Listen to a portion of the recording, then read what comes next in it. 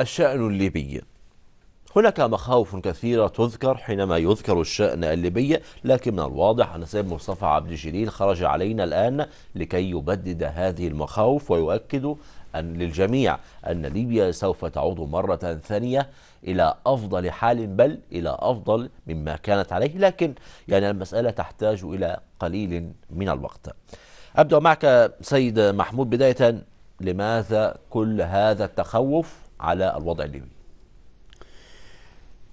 لأن الفترة التي سبقت الوضع الحالي هي فترة خراب ودمار، فترة تم تجريف الشعب الليبي بالكامل، كفاءاته وموارده وحتى قيمه وتقاليده التي احتفظ بها الليبيون، ولكن كما يحتفظ المرء بالكنز الثمين الذي لا يستطيع أن يبوح به. ها هو الآن يعود الشعب الليبي إلى سابق عهده، شعبا وسطيا متدينا يعمل الإسلام في معاملاته المالية واليومية، ولكن بدون تشدد وبدون استهتار. والقضية الأساسية الآن هو أن الدولة لم تستكمل أدواتها بعد. لا يمكن أبدا أن يكون هناك دولة وتكون هناك قوة تسمى مجلس ثوار كذا ومجلس ثوار كذا. المطلوب الآن هو أن يكون السلاح في يد واحدة، هي يد الجيش النظامي والقوى الأمنية التي تنضوي تحت لواء حكومة ورئيس منتخب، وهذا سوف يأخذ بعض الوقت ولكنه متاح، لأن الشعب الليبي بطبعه شعب لا يميل إلى العنف وإنما يميل إلى احتكام العقل واحتكام القيم والتقاليد، ولا يميل أبدا إلى التطرف سواء جهة اليمين أو جهة اليسار. نعم، ولكن إعلانه عن أن الإسلام المعتدل هو الذي سوف يسود داخل ليبيا، بداية لماذا الغرب يتخوف من أن يكون الإسلاميين دائما هم على كما يقال هم ربان السفينة؟ هو الغرب يتخوف من الإسلام المتشدد، ولكن الإسلام الوسطي المستنير هذا لا يخيف أحدا، لأنه يستعمل القيم الإسلامية والشرائع التي نؤمن بها جميعا في تسيير أمور حياته. ولكن أن يتم قلب هذا الإسلام إلى أداة للعنف تمارس نوعا من التسلط على المجتمع المحلي والإقليمي والخارجي، هذا هو ما يخيف الداخل قبل أن يخيف الخارج. نعم، الآن حينما ننظر إلى الجانب الأمني سيد محمود، ونرى أن هناك تبادل إطلاق نار بين ثوار مدينتي مصرات، هذا الأمر يجعل من تصريحات السيد مصطفى عبد الجليل أو على الأقل يضعها في موضع شبهة. لا ليست شبهة أبدا، وأنا زرت ليبيا مؤخرا ورأيت بعيني السلاح موجود بالفعل في كل يد، ويجب أن يكون هناك جدول زمني لنزع هذا السلاح، وأن تكون هناك آلية لا تغضب أحدا، لا السلطة ولا الثوار، في أن يكون هناك تمركز للسلاح في يد السلطة المركزية فقط.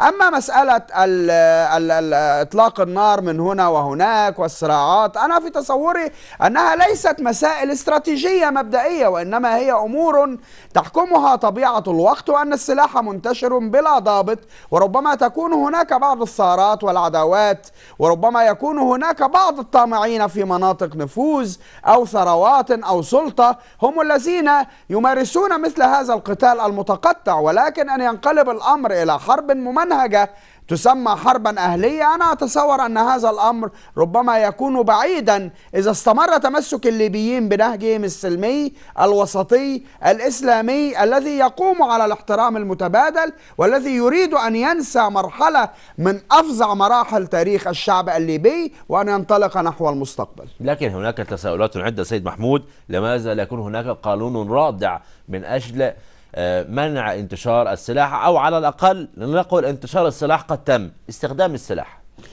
هو أنت تتحدث عن أمور استراتيجية ومخططات ترسمها دولة قائمة بحكومة دائمة وبرلمان منتخب ورئيس يجري تسلمه للسلطة عبر طريق سلمي ومن خلال تداول سلمي للسلطة. أما الآن أنت في مرحلة انتقالية ربما تكون أهدأ المراحل الانتقالية بعد تونس. طبعا نحن نرى ما يحدث في مصر، ولكن ليبيا أنا في تصوري أن تلك المرحلة الانتقالية التي تحمل الكثير من التجاذبات ومحاولات لملمة جراح الماضي ومحاولات استشراف المستقبل، ربما يكون هناك بعض الإخفاقات والتجاوزات، ولكنها واردة وليست يعني أمرا مستبعد. نعم، ولكن المشكلة أن تستمر تلك التجاوزات. نعم، أنت تتحدث عن قانون، يجب أن تكون هناك دولة يحكمها برلمان منتخب، حكومة شكلها البرلمان، رئيس تم انتخابه.